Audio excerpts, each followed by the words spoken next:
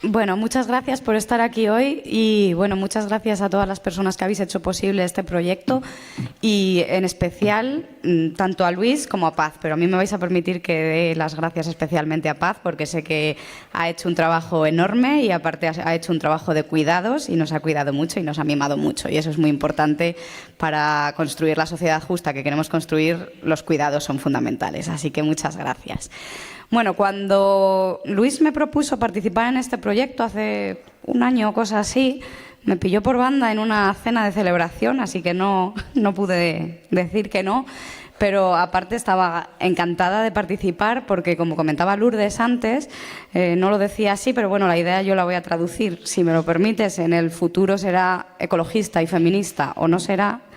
Yo voy a aportar un poquito más y diré que el futuro será ecofeminista o no será. Entonces me parecía fundamental trabajar este aspecto como cualquier otro desde la perspectiva de la filosofía ecofeminista.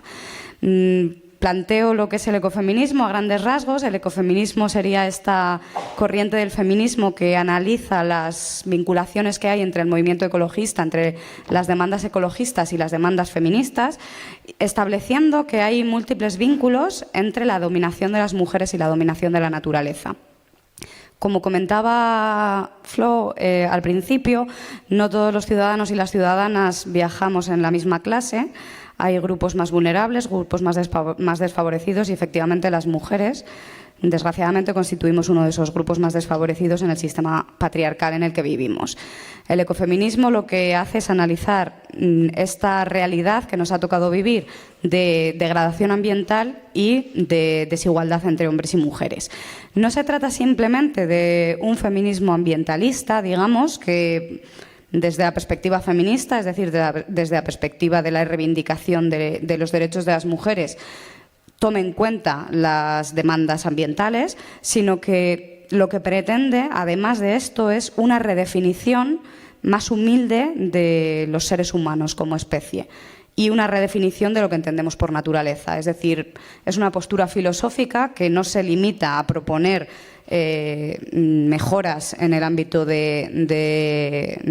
ecológico, que son necesarias, pero además propone una redefinición.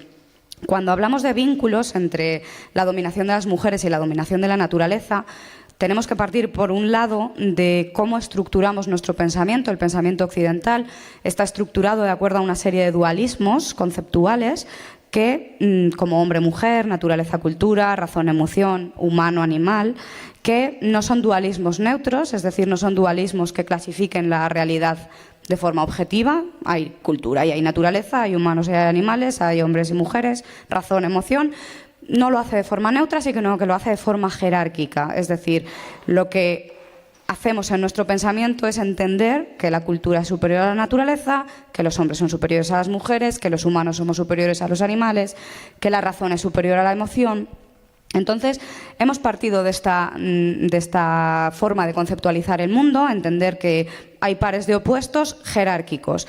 Y lo que se ha hecho es considerar que todas las partes que se han entendido como inferiores se vinculan, de tal forma que la mujer ha sido entendida como más cercana a la naturaleza, más cercana a los animales, más emocional, más corporal, y los hombres se han asociado con las partes consideradas superiores, con la cultura, con la razón, etc. Entonces, cuando partimos de esta realidad, vemos que los diferentes sistemas de opresión han utilizado los mismos mecanismos para justificarse. Me explico. Cuando entendemos la realidad de forma jerárquica, se utiliza posteriormente un razonamiento que nos dice que aquello que es considerado inferior puede ser legítimamente dominado.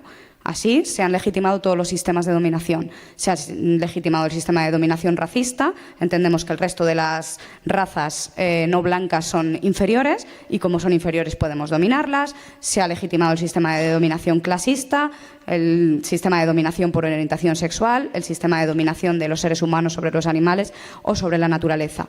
Precisamente el ecofeminismo lo que hace es reivindicar esto, recuperar esto y proponer una deconstrucción de todos los sistemas de dominación y entender cómo todos están vinculados. Entonces, cuando el ecofeminismo analiza la forma en que se vincula la dominación de la naturaleza y la dominación de las mujeres, lo que propone es deconstruir ambos sistemas de dominación y entender que ambos sistemas de dominación están conectados. Si nos retrotraemos al inicio de la ciencia moderna, al siglo XVIII, vamos al padre fundador de la ciencia moderna, a Francis Bacon, que nos dice que cuando propone el método científico que hay que seguir, el método científico de dominación, nos dice: la naturaleza es esta joven a la que hay que violar para que muestre sus secretos. Esta sería la metáfora que utiliza Bacon para mostrar cómo se tiene que llevar a cabo la ciencia, dominando el objeto de estudio y, ya de paso, utilizando una metáfora sexista. Entonces, cuando analizamos la cuarta revolución industrial desde la perspectiva ecofeminista, tenemos que atender, como comentaba Paz antes, a quién crea el conocimiento, quién crea los avances científicos y quién se beneficia de ellos y quién se ve perjudicado por ellos. En este debate hay algunas autoras ecofeministas que han rechazado todos los avances científicos porque lo han considerado una expresión del patriarcado, pero el ecofeminismo crítico entiende que hay que ver los avances científicos desde el principio de precaución, pero no rechazando todos los avances científicos. ¿Por qué? Porque muchos de los avances científicos han permitido mayor autonomía para las mujeres, como por ejemplo las técnicas relativas a los derechos sexuales y reproductivos de las mujeres. Sin embargo, actualmente surgen nuevas problemáticas que hay que tratar desde esta perspectiva ecologista y de género, como por ejemplo la problemática de los vientres de alquiler.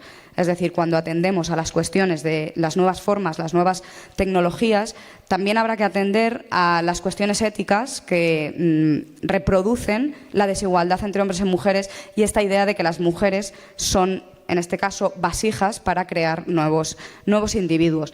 También otra cuestión que no planteo en el capítulo, pero me parece importante señalar, es cómo Internet nos permite ampliar el conocimiento, compartir los nuevos avances, pero una de las cuestiones que genera Internet, en el caso de la lucha feminista, es globalizar la idea de que las mujeres son objetos a disposición del consumo de los hombres, en el caso de la pornografía. Es decir, la globalización de la pornografía en Internet lo que hace es reproducir este imaginario que nos dice que las mujeres somos objetos para que los hombres obtengan placer sexual.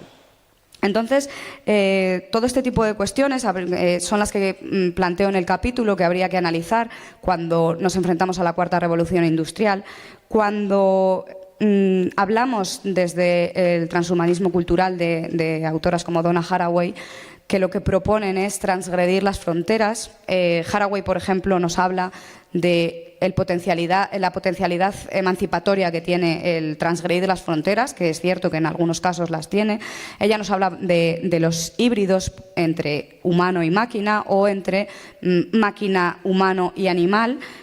Una de las cuestiones que planteo en el capítulo es analizar nuevamente desde la perspectiva de género cómo la hibridación de humanos y animales, en el caso de las mujeres, suele ser utilizada nuevamente para reproducir la desigualdad entre hombres y mujeres.